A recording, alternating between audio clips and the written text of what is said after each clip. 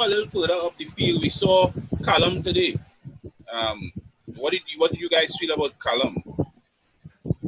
Okay, I'll go first with this one. I was really looking forward to see Callum play, but you see, right now as the pandemic, we're trying to secure points. We can't take the risk to actually put these players on them out because you don't know what they give.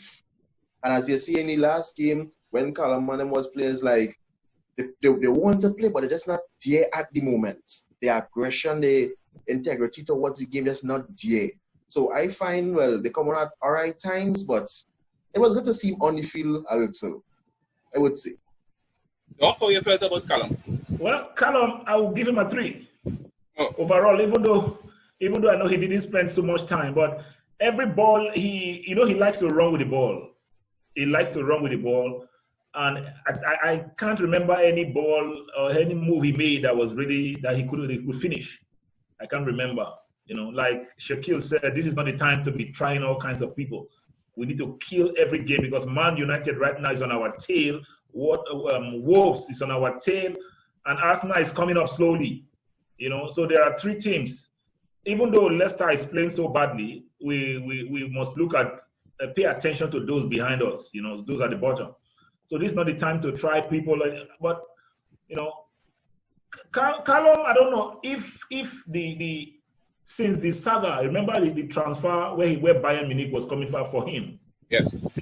That incident after Chelsea made the offers and raised his income, Callum has not given us what he gave to us last season. I know he had an Achilles injury, but he has never really come up to par compared to what he was last season. I don't know if the injury is a problem, but and the coming in of Pulisic, and thank God we had Pulisic.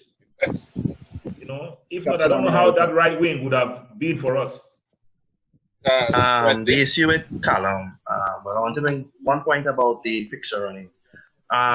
Wolves are 5 points behind us. Leicester have to play, I think it's Arsenal next. If Arsenal beat them, right, we'll be like 2 points ahead of them. And they had to play Man United in their last game. And I think they have Tottenham. Nobody had United. And well, honestly, Arsenal is really top 4 contenders. So once we get into 3rd place, Leicester will be like a buffer between us and United. And well, United have a very easy fixture list. That's why I feel that West Ham defeat really, really hurt us. But I think things will go according to plan, hoping. We should be there in the top 4. In regards to Callum coming on, it's good to see him on it, but it's kind of disappointing with it because I think it's kind of like a previous that always going to play. If he does start, he just take up the ball. He wants to beat 5 and 6 men, do it feels like not necessarily.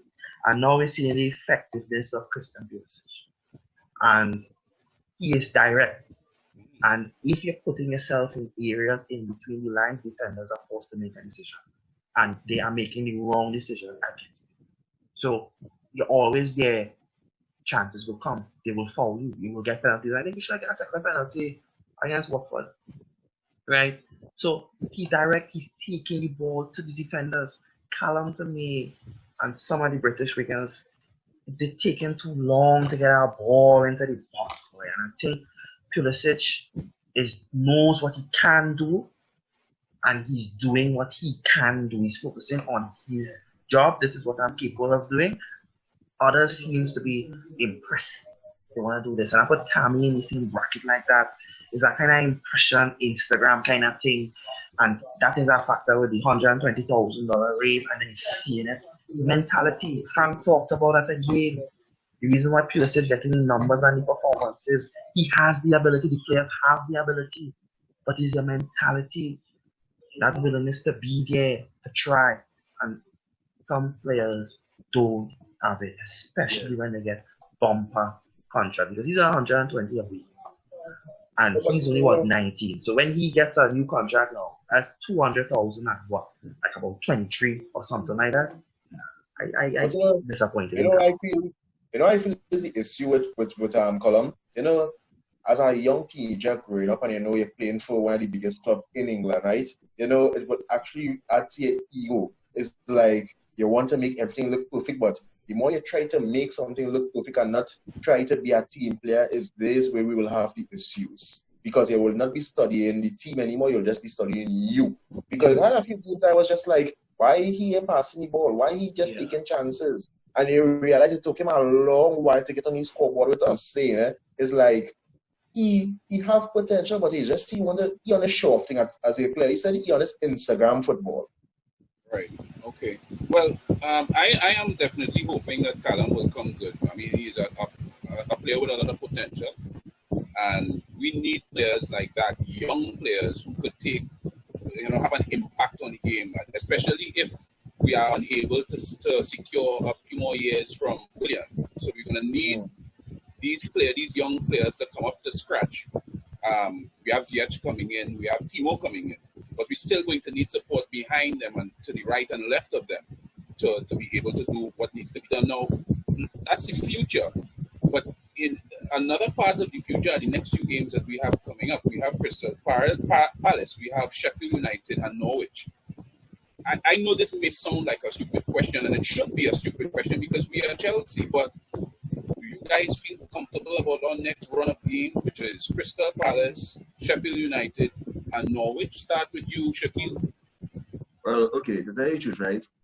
As a person watching Chelsea play football for years, right, I realized like our downfall is like the last few games. Because if you do look back, right, every time like we win the title or we even fighting for a spot, the last few games is like where we just falter out. Because look last season, when we not last season, the season when we won the FA Cup, the last game we played was against Newcastle. And I was on work. I was on work and I didn't even get to watch the game live. And I was like, how in the world Newcastle get hit with 3? I was like, it's like the city was in the bottom of the table and they're fighting for relegation to get out relegation level. I said, well, what it is, what already going on? Then next year before we just come and win titles, the last game was West Brom. We get 3 again. And I was like, what is the problem with the last games? Like, we're not successful in the last few games when the season is done. So to tell you the truth, I realize skeptical with these last few games. Okay, what do you think, Doc? Our last 5 games, I know the second to last is Liverpool, the last is Wolves.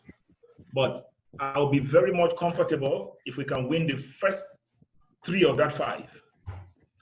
Then we'll be a bit safer. Like Shakeel said, those are games that we always mess up with. When you expect us to do so good, we always have problems winning. So it's a very, very dicey scenario. Like Norwich is struggling, and every team that is struggling come to beat us. That is true. So that is true.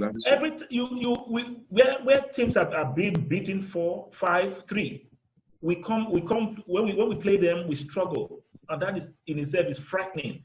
And our home, that's supposed to be like a fortress for us. Stamford Bridge is supposed to be like a place where we are unbeatable. Every team is invisible in their home, but we struggle when we play at home. So I'm not so comfortable with the home advantage. Even with the COVID situation now, there's no home advantage anymore because there are no fans. Yeah. But if we can take the Crystal Palace game, we should be able to win well against Norwich. But remember, I think Norwich has nothing really to fight for. Relegation is almost certain for Norwich, but they want to play for pride. So that in itself, and in the Premier League, there are no small teams. And that is a fact. In the Premier League, there are no small teams. So we need to take all 9 points from those 3 games. I believe we can. Okay, Seretse? A little worried.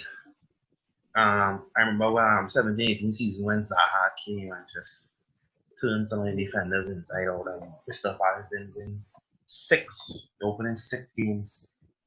We were the defending champions, and they had this boy Frank the Ball brothers as the coach, and we lost. Zaha will be troublesome again. Will be troublesome, and Sheffield could be a tough game. Sheffield beats 2-3. But these 3 games, 3 points, much needed.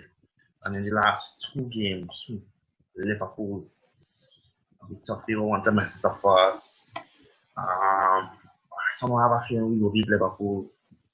And Wolves at home, and Wolves even struggled last year. So these remaining 5 games, tough games. Tough games. I think a factor with a lot of is like mentality. Is almost as if, for me, Chelsea outside the top four teams, it always seems like you have to work so hard or extra to get a win against these teams. And it's some years now, 17, 18, 4-0 Bournemouth at the bridge, 4-0 Bournemouth.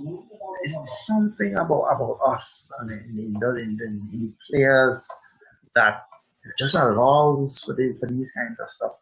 It's really, really depressing. Sometimes I watch it and I can't understand it because I don't see this happening to other teams.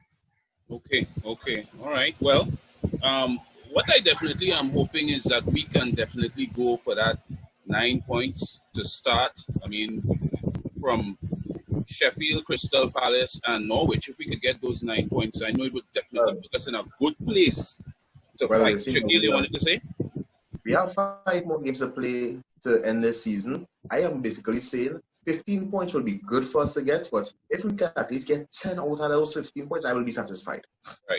Right. So, I mean, 9 and a draw, would put us in a kind of powerful position to end the season in that 4th place spot. I will be very contented if we get out of that 15 points. If we get 10, I'll be very contented with that.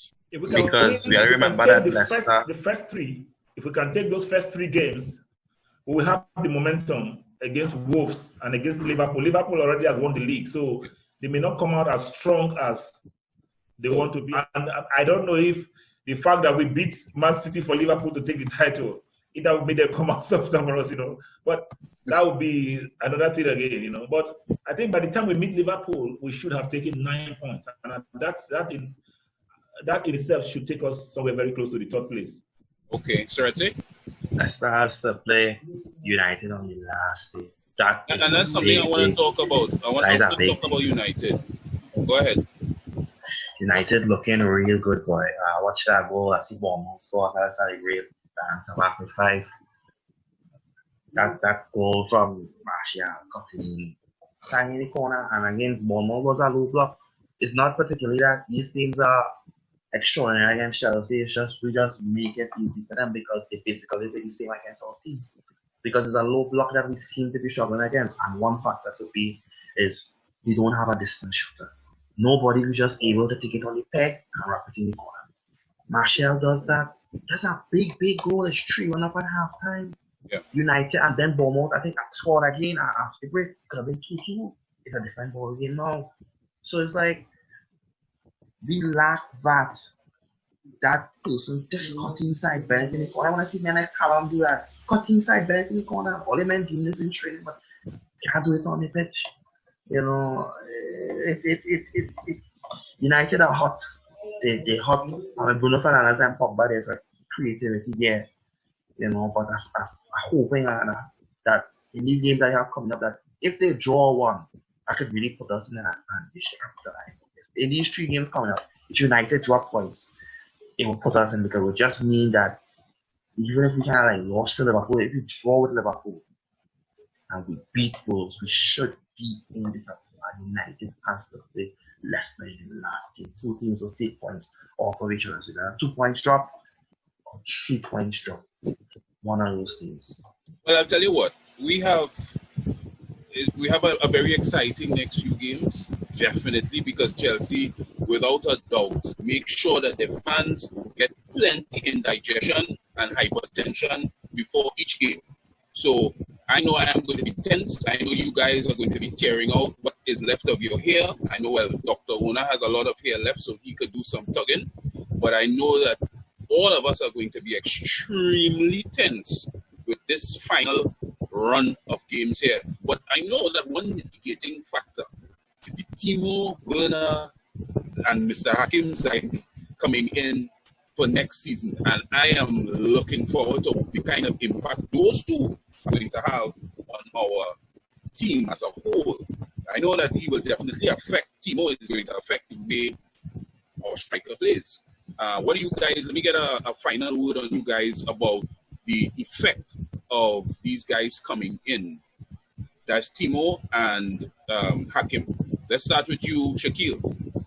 But I would basically say I'm really looking forward because, as I say, in the Bundesliga, those guys were on top. They was basically showing their performance and showing how good they are. But you have to remember, not everything in the outside league will work in the Premier League. And we have seen that many times with plenty of players. The only player I could see perform any way he goes was Ronaldo. He could perform at any league because he's just a good footballer. Look at the simple instance. Diego Costa was represented up in Spain. When he came to England, he started off hot, but then after a while, things had happened. Same thing with Morata. Doing good in Spain, and as soon as they reach in England, it's like, who are these guys? So I am just looking forward and just looking interested. I just hope that they could bring across to the English Premier League all the good talents they have from the Bundesliga to the Premier League and see if they could extend it for us and make Chelsea a little better team than it is, because plenty of the strikers and then looking to leave, like Giroud. I don't think Giroud will have long again. So really good replacements. Okay, Doc? Yeah, I'm excited really for next season. I've always been wanting us to get a left-footed winger. That is one since Zhirkov and Florent Malouda. I don't think we've really had any serious left-footed player in that front. Like today, we had a free kick that was suited for a left-footed player, but we couldn't. All we just do was lob it in, and the keeper just played with the ball. But when we have a left-footed attacker who is very good with free kicks, that area will be covered. Sometimes we have crosses. You have corner kicks on both sides. William most times take both corner kicks. You have the in swingers and the out swingers, depending on the foot you play and depending on the position of the ball. So a left-footed player most times have a big role to play. So, and I think Timo Werner can play on the wings. So depending on how Tammy is able to shake off this hiccup that he's having, we could play Tammy and Timo on the left, Tammy in the middle, Hakim on the right, and see how they switch things up. And it's going to be a very short preseason, so there will be no much time for them to really organize a lot of things. So the first few games of next season will be very interesting. Okay. But you call a name just now that I was a little interested in. Yes, you started mentioning about Malouda. Since Malouda left, we never had a person to replace Malouda. No, you're correct. That is why I mentioned it. You're correct. Right. We never had a person to replace to take Malouda's place. We never had somebody as good as Malouda. We never. Just like we never replaced John Terry. Right. Talking about that, I was watching Chelsea's Golden Boot winners. They had Joppa, two Golden Boots. Anelka. I was watching the goals. I was like, Anelka, Kalu, Malouda. These players were good with both feet. I was like, we went from that to this. I was like, it's true. You could have shoot with either foot. These men could have find the corner. I was like, what happened to us?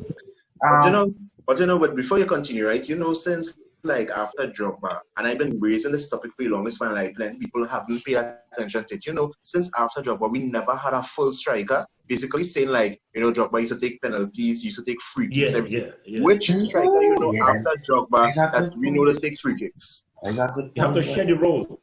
They share the roles right now. Like you see, Jorginho have to take all the penalties, and that is even affecting Tammy's confidence. I believe that Lampard need to shake it off a bit. Yeah, that's true. Striker take at least some penalties in the game.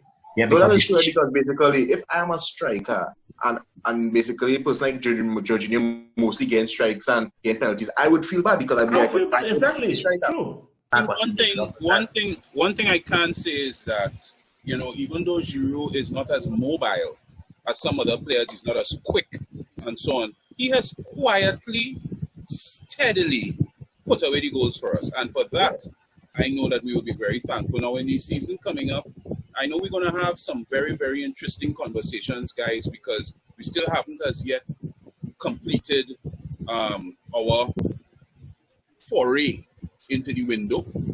Anyway, what else people think about Kai Havertz going on? Yeah, we still have that Kai Havertz thing going on, and we will see what is happening, and we'll discuss it further. But I'm thinking that we are going to definitely see a very different Chelsea Football Club in the season 2021. So we're going to look forward to that. and I am thankful that you guys came on, right?